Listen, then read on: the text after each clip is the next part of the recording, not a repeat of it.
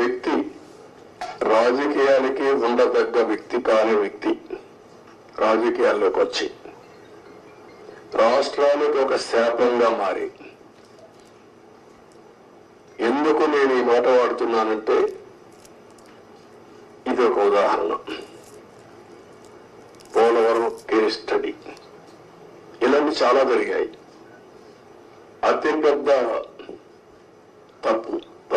తప్పు కాదు, తప్పు కంటే కూడా ఒక శాపంగా మార్చేశారు రాష్ట్రానికి. మామూలు కాదు ఇది, క్షమించరాని నేరం కూడా. ఒక చిన్న తప్పు చేసేదో అనుకుంటాం, అలాంటి పెద్ద ఇది చేసి డయాఫామ్ వాల్ ఇక్కడుండే ప్రెస్ లో మీరు చాలా మంది ఉంటారు. నేను దగ్గర 30 సార్లు వచ్చే 20-31 సారి ఈ ప్రాజెక్ట్ కి